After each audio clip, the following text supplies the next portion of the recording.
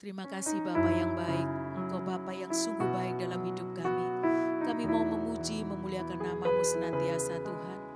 Terima kasih buat pagi hari ini. Mari Roh Kudus Engkau hadir di tengah-tengah kami. Terima kasih Bapa yang baik.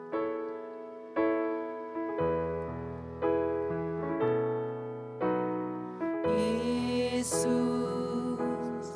Kau sungguh baik. Yesus, nama-Mu indah.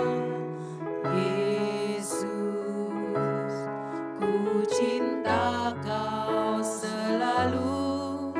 Ku tinggikan, ku agungkan selamanya.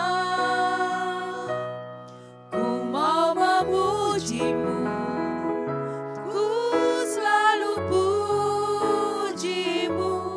Ku mau menyembah-Mu, ku selalu sembah-Mu.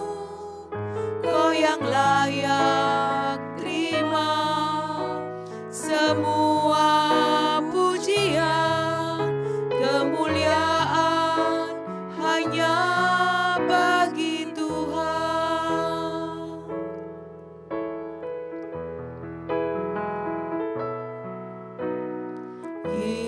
Yesus, Kau sungguh baik. Yesus, nama-Mu indah.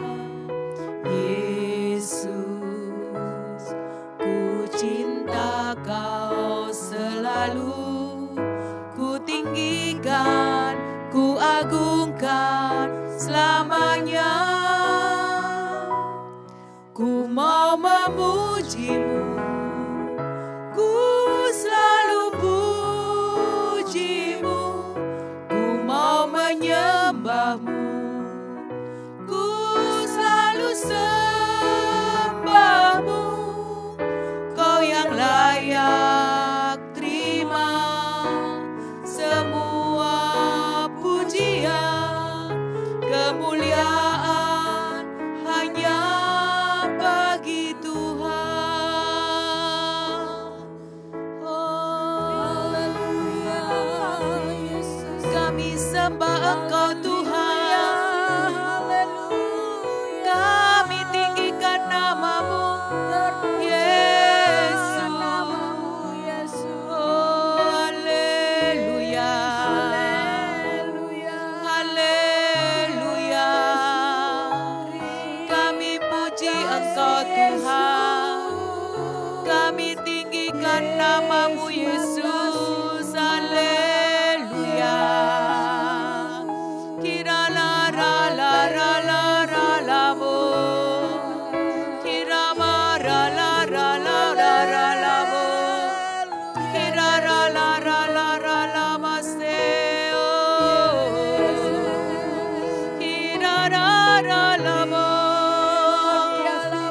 Haleluya. Haleluya. Glory.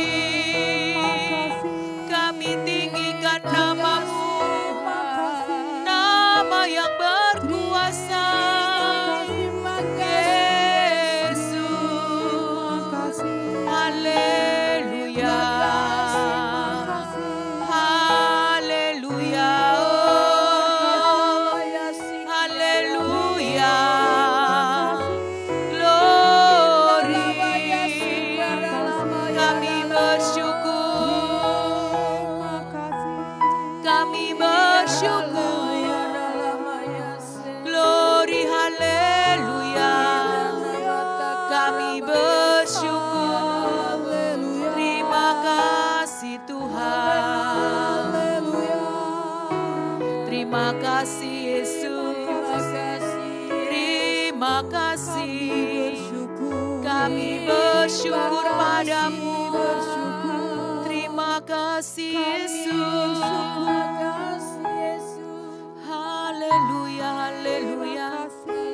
Terima kasih Tuhan. Terima kasih Yesus. Haleluya. Glory.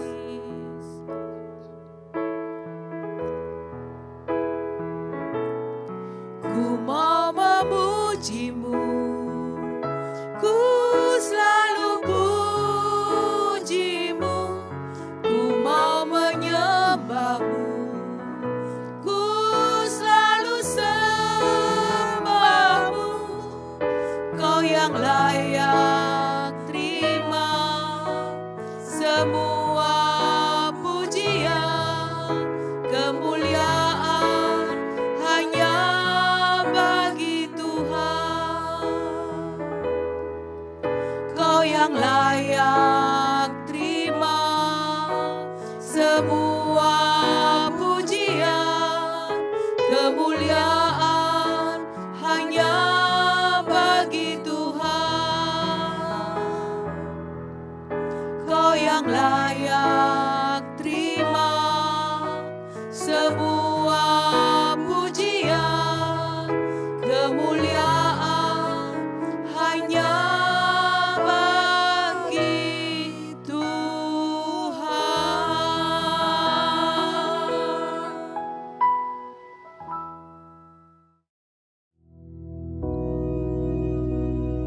Bapa kami yang di surga, dikuduskanlah namamu, datanglah kerajaanmu, jadilah kehendak-Mu di bumi seperti di surga.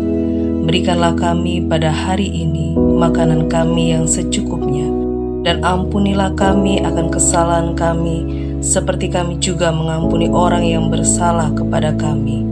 Dan janganlah membawa kami ke dalam pencobaan, tetapi lepaskanlah kami daripada yang jahat.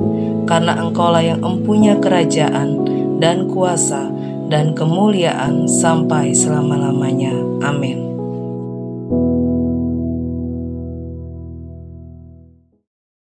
Shalom, selamat pagi jemaat yang dikasihi oleh Tuhan. Senang sekali boleh berjumpa kembali pada pagi hari ini. Kita akan dengarkan firman Tuhan dari kitab Kejadian 37 ayat 5-7. Demikian firman Tuhan. Pada suatu kali bermimpilah Yusuf, lalu mimpinya itu diceritakannya kepada saudara-saudaranya. Sebab itulah mereka lebih benci lagi kepadanya. Karena katanya kepada mereka, coba dengarkan mimpi yang kumimpikan ini.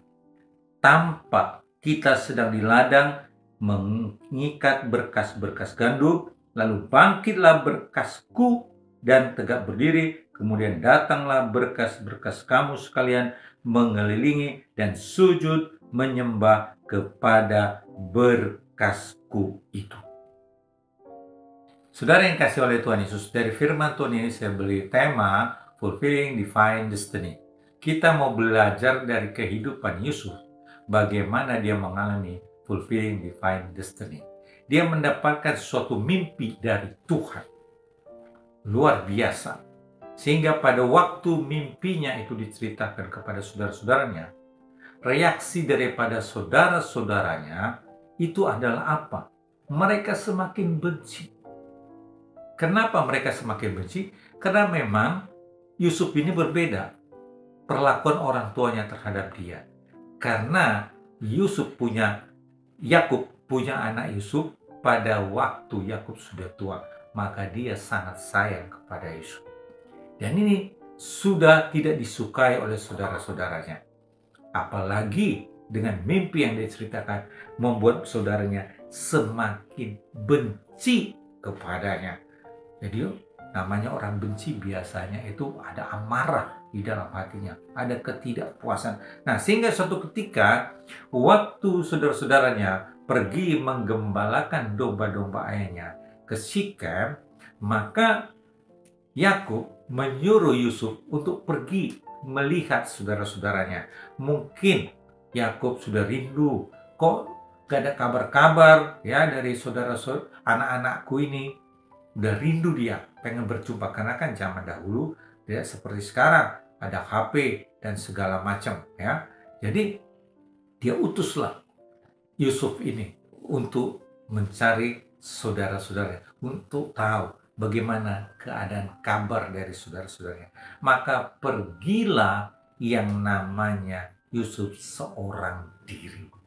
Nah, di padang gurun yang luas, sampai dia tiba di padang gurun di Sikem. Karena namanya padang gurun, sepanjang mata memandang yang ada hanya padang. Dia bingung, di mana ya saya temukan saudara-saudaraku ini di padang gurun yang luas ini. Kita tahu di padang gurun itu ya loh, siang itu panasnya luar biasa. Belum lagi ada binatang, kalajengking, ular dan sebagainya. Malam dingin, dia seorang diri. Makanya biasanya saudagar-saudagar kalau melewati padang gurun itu mereka berjalan berkelompok kayak seorang diri. Nah, tiba-tiba di tengah-tengah dia mencari ke sana kemari akan saudaranya, muncullah seorang laki-laki. Nah, ini dikatakan di dalam ayatnya yang ke-15, ketika Yusuf berjalan ke sana kemari di padang, bertemulah ia dengan seorang laki-laki yang bertanya kepadanya, apakah yang kau cari? Sahutnya, aku mencari saudara-saudaraku, tolonglah katakan kepadaku di mana mereka menggembalakan kambing domba. Lalu dia dituntun sama laki-laki itu untuk menemui di mana lokasi daripada saudara-saudaranya di Sikem. Kekasih Tuhan, saya renungkan di padang gurun Sikem, dia seorang diri, tidak ada.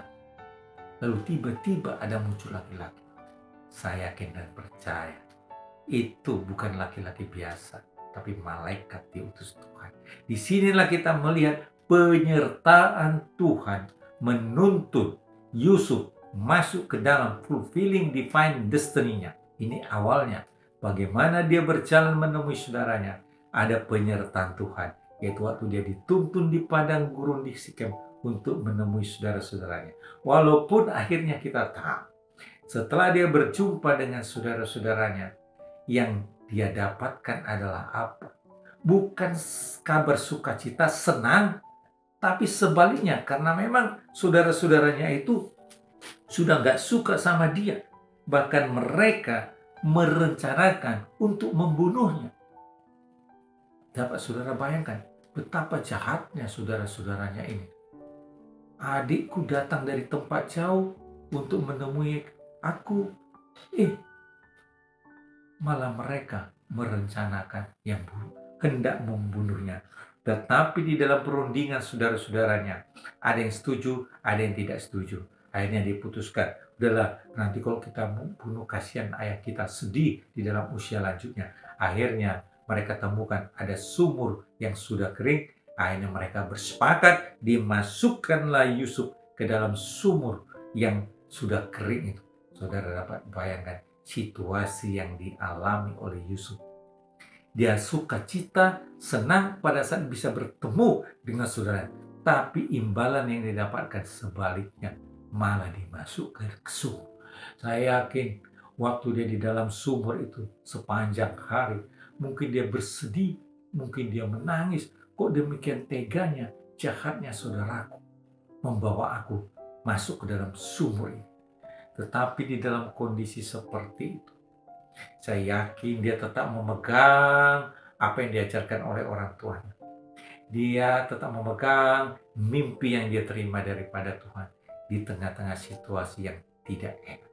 Sampai kemudian di dalam ayat 28, ketika ada saudagar-saudagar Midian lewat, Yusuf diangkat ke atas dari dalam sumur itu, kemudian dijual kepada orang Ismail, itu dengan harga 20 shikal perak, lalu Yusuf dibawa ke Mesir.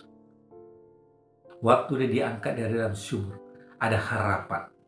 Ada harapan. Wah, aku akhirnya dibebaskan, ditolong sama saudara. Ternyata bukan ditolong, dijual kepada saudagar-saudagar Ismail, dibawa ke Mesir.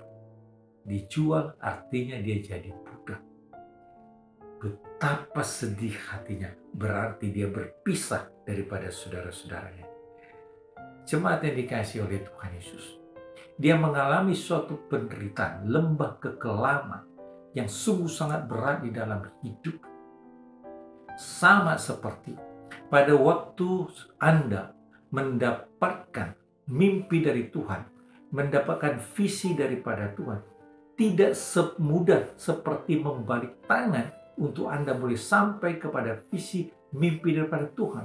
Mungkin pada waktu Anda mendapatkannya, Anda mengalami jalan yang terjal.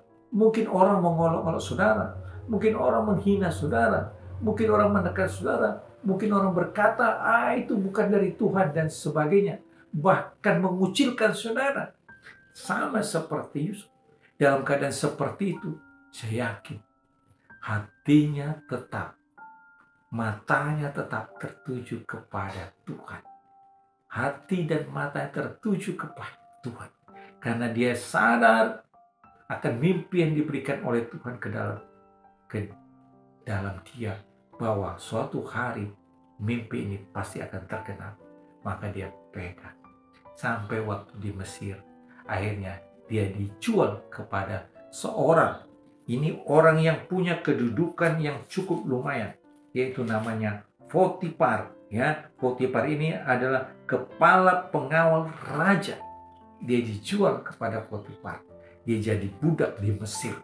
Saudara bayangkan, jadi budak. Suatu kondisi yang tidak nyaman. Sama, jemaat yang dikasihi Tuhan. Dari cerita Yusuf ini kita belajar.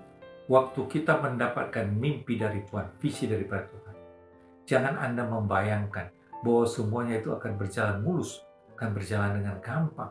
Tetapi ternyata ada kerikil, ada batu, ada jurang, dan sebagainya. Ada lembah kekelaman yang harus dijalani, yang harus dilewati. Seperti Yusuf. Sampai dia di rumah Potifar jadi budak, dia tetap memegang janji Tuhan. Karena apa? Dia memiliki komunikasi, persekutuan yang intim sama Tuhan. Itu yang mengakibatkan dia di rumah Potifar pun dia disukai. Pekerjaan hasilnya bagus. Karena hasilnya bagus. Sama seperti saudara, kalau saudara bekerja katakan di perusahaan dimanapun, kalau saudara bekerja dengan baik, maka pasti pimpinan perusahaan itu akan senang dengan saudara. Karena hasilnya maksimal. Ini yang dilakukan oleh Yusuf. Jadi dia tidak merenung, kenapa ya nasibku seperti ini ya? Kenapa ya saudaraku jahat ya? Kenapa ya? Padahal mimpi Tuhan, aku akan menjadi, berkas-berkasku naik, berkas-berkas saudaraku itu sujud. Loh kok begini? Dia tidak merenungi nasibnya seperti itu saudara. Tidak. Tapi dia pegang itu dan dia maju terus. Dia lewati tantangan sama seperti saudara. Diizinkan Tuhan terjadi dalam hidupmu, mengalami hal-hal yang sulit saat ini, tapi tetap matamu tertuju kepada apa yang Tuhan sudah pernah janjikan dalam hidupmu. Pegang, jangan goyah, jangan lemah, pegang. Seperti Yusuf, dia tetap pegang, dia hasilnya dia tetap bekerja dengan bagus sehingga disukai oleh Potifar dan seisi rumah. Bahkan istri Potifar pun menyukai dia karena orangnya baik, hasil pekerjaannya baik, dan dia berencana untuk melakukan hal yang tidak baik, menggoda Yusuf. Tapi Yusuf tetap pegang apa yang firman Tuhan katakan. Dia takut terhadap Tuhan karena dia ingat janji Tuhan. Akhirnya dia tolak. Dia tinggalkan itu Potifar. Padahal itu tawaran yang diberikan luar biasa. Tapi dia pilih lebih takut sama Tuhan, taat sama Tuhan. Sama di dalam hidup ini. Mungkin Anda dihadapkan pada pilihan-pilihan dalam pekerjaan Anda. Di dalam untuk masuk ke dalam rencana Tuhan dalam hidupmu. Ada godaan. Tetapi kalau Anda pegang apa yang Tuhan katakan, Anda berani berkata, tidak, aku pilih taat kepada apa yang Tuhan katakan. Jemaat yang dikasih oleh Tuhan Yesus. Ada banyak akhir-akhir ini anak-anak Tuhan kita dengar yang tadinya begitu setia, tapi sekarang kenapa undur? Karena tidak taat, tidak setia kepada janji Tuhan. Yusuf tetap setia, tetap taat. Dia pegang sampai akhirnya karena dia berani menolak tawaran daripada istri Potifar. Dia difitnah dan masuk di penjara. Dan itu pun tidak membuat dia bersedih. Dia jalani, dia lewati lembah kekelaman, masuk dalam sumur, dijual jadi budak kepada orang Mesir, sekarang masuk lagi ke dalam penjara. Kita tahu yang namanya di penjara itu kan situasinya berbeda kalau di luar penjara.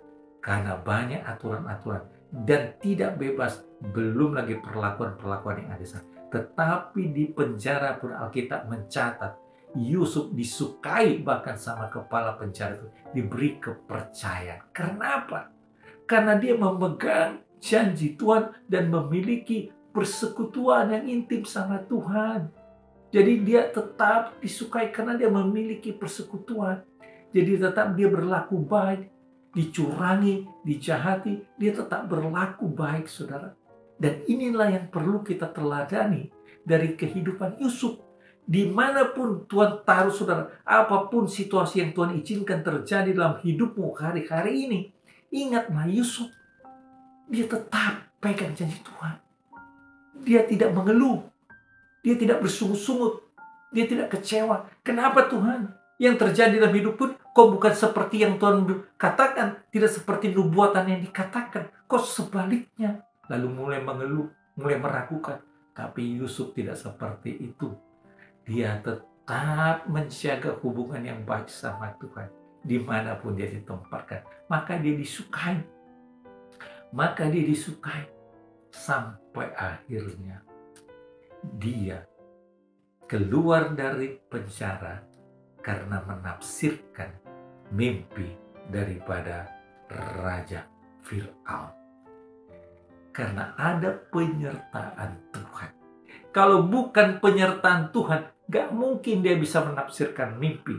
Pertama, ada juru minum, ada juru roti di penjara yang dia menafsirkan mimpinya. Lalu berita itu sampai kepada Raja Fir'aun. Maka dipanggillah dia ke istana. Lalu dia menceritakan apa arti mimpi daripada Raja Fir'aun. Jemaat Tuhan, penyertaan Tuhan itu membuat dia akhirnya dari penjara masuk ke istana. Suatu hal yang luar biasa, lompatan yang luar biasa. Dan apa yang diceritakan oleh Yusuf tentang mimpi Firaun itu benar adanya, membuat dia dipercaya. Dan memang Yusuf ini disertai oleh Tuhan karena dia memiliki persekutuan yang intim dengan Tuhan. Buktinya di dalam Kejadian 41 ayatnya yang ke-38 dikatakan, lalu berkatalah Fir'aun kepada para pegawainya, mungkinkah kita mendapat orang seperti ini, seorang yang penuh dengan roh Allah. Orang yang penuh dengan roh Allah adalah orang yang menjaga hubungan pribadinya dengan Tuhan, yang senantiasa menjaga hubungan yang intim dengan Tuhan. Saudara yang dikasihi oleh Tuhan Yesus, ada banyak orang bisa berkhotbah ke sana kemari, bisa jadi WL ke sana kemari, tapi saya mau bilang itu tidak jaminan kalau dia penuh dengan roh Allah. Orang yang penuh dengan roh Allah adalah orang yang berjalan sesuai dengan apa yang firman Tuhan katakan. Orang yang senantiasa menghasilkan buah yang baik di dalam hidupnya. Dan inilah yang dialami oleh Yusuf. Sehingga akhirnya Raja Fir'aun memberikan kepercayaan, kedudukan yang tinggi sama dia.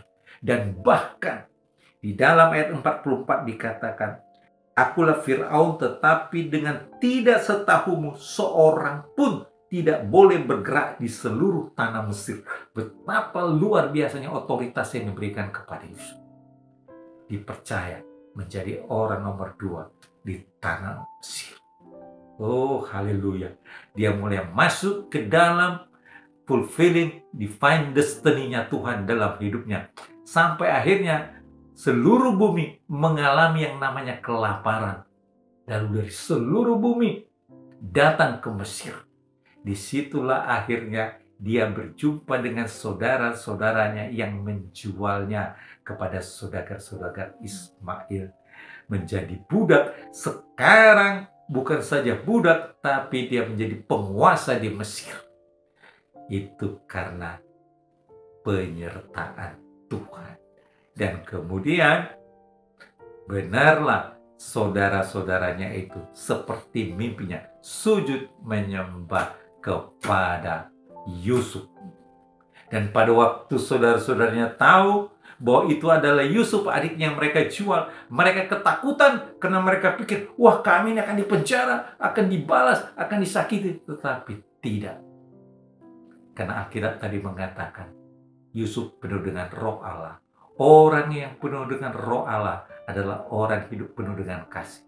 Orang yang penuh dengan pengampunan, tidak mengenal yang namanya dendam, tidak mengenal yang namanya benci, tidak mengenal yang namanya sakit hati, tetapi yang ada dalam hatinya adalah kasih, mengampuni. Dan inilah yang terjadi dalam hidup Yusuf. Dia mengalami fulfilling divine destiny Allah dalam hidupnya. Saudaranya, bahkan orang tuanya sujud menyembah dia karena dia menjadi penguasa di tanah Mesir. Jemaat yang dikasihi oleh Tuhan, dari sini kita belajar.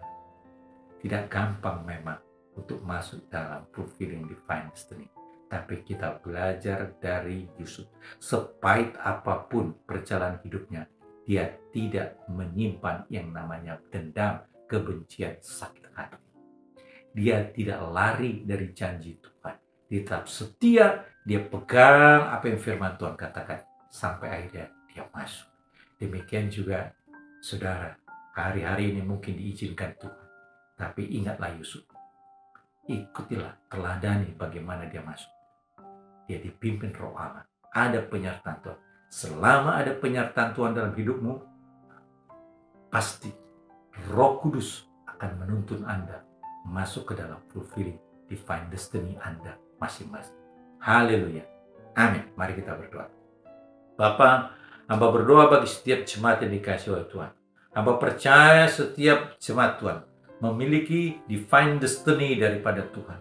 Hamba berdoa Allah Roh Kudus, bila kami belajar dari kehidupan Yusuf, masuk dalam fulfilling divine destiny-nya Allah dalam hidup kami, dalam hidup jemaat Tuhan. Engkau tolong Tuhan, setiap jemaat Tuhan, Allah Roh Kudus yang Kau tolong, supaya mereka tetap berjalan setia di dalam jalurnya Tuhan, sampai masuk fulfilling divine destiny-nya Allah dalam hidup mereka. Jadi berkat bagi banyak orang. Terima kasih Bapak, berkati setiap jemaat Tuhan dalam kehidupannya sepanjang hari ini. Berkati pekerjaan usahanya, berkati rumah tangganya harmonis, berbahagia, takut akan Tuhan. Berkati anak-anaknya di dalam sekolah, Tuhan buat berhasil. Terima kasih Bapa, Engkau pagari, lindungi, tutup bungkus dengan darah Yesus, jauhkan dari segala yang tidak baik. Terima kasih Bapa, hanya dalam nama Yesus hamba sudah berdoa dan bersyukur. Haleluya. Amin. Tuhan Yesus memberkati.